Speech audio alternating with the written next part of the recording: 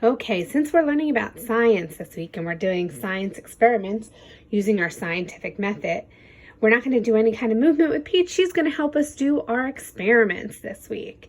So for this experiment, we are going to need a bowl, some food coloring, a Q-tip, some dish soap, and some milk.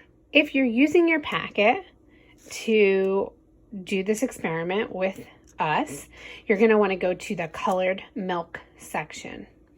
So, as I said before, we are learning about the scientific method, and as we know from our science song, there are different steps. So, the first thing that we need to do is we need to ask a question.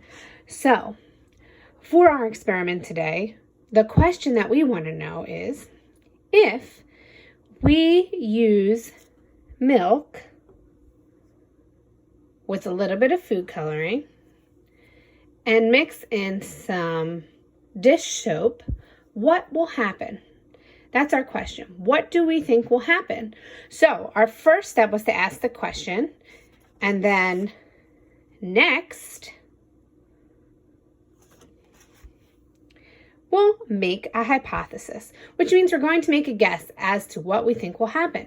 So I have put several reactions that could happen in your science packet. So the 4 reactions that could happen is it could bubble, change color, fizzle, or explode. So now is your turn to make your hypothesis. Which reaction do you think is going to happen when we mix the milk, food coloring, and our dish soap? I think that it's going to bubble. That's what I think is going to happen. So we've done our first 2 steps, first and next. Then we need to do the experiment. Okay, so this is the fun part. Now, we want to remember that when we're doing experiments like this, we need to follow the directions of our parents and not use our hands to touch anything. We're not touching the materials to other people. We're not grabbing. We're not putting it on the floor. We're not putting it on ourselves. We're sitting and waiting with our hands. And what we are never, ever, ever, ever, ever doing is putting any of these materials in our mouth. Okay, so we are going to do our experiment. The first thing we're going to do is we're going to take our milk. We're going to put it in the bowl. You don't need to do too much milk.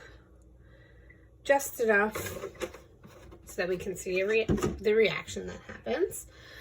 Next, we're going to get our food coloring and put our food coloring in. I'm just going to do 2 little drops. Now, I've seen a little bit of a reaction. The milk has kind of changed color for where it is, but not completely. Okay. And then what I've done is I've just added a little bit of dish soap into here, and I'm going to take my Q-tip and rub it. And then what we're going to do is we are going to place the Q-tip on top of the food coloring and see what happens. Ready? 1, 2, 3. Did you see that? I'm seeing the milk and the food coloring is separating, almost like exploding a little bit. Let's add another food drop. Let's try and see what happens here. Whoa, look at that, made a whole circle in there. So, what would you say happened? If you continue to touch, you'll see that the milk and the food coloring still continue to separate. So, the last part of our scientific method is to draw a conclusion. So to say what happened. So out of our 4 choices, explode, fizzle, bubble, or change color, what do you think happened with the milk? I guessed that it would bubble. I didn't see a bubble at all, which is okay because I still made a guess and I still tried. We can't get them all right, but by making a hypothesis and taking a guess, we're taking a chance, and that's a big thing. I don't really think it fizzled either. I would say that the milk sort of changed color, and when we touched the Q-tip to the color, it exploded a little bit. It didn't explode where it came out, but it exploded within the milk.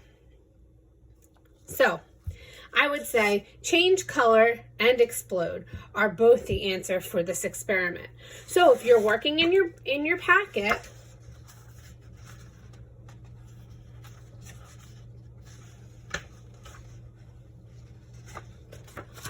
make sure to circle what happened. Were you right? I wasn't right, but that's okay. And then down the bottom, draw a picture of what it looked like for you guys. All right, I hope you guys enjoyed this experiment, and we'll see you tomorrow.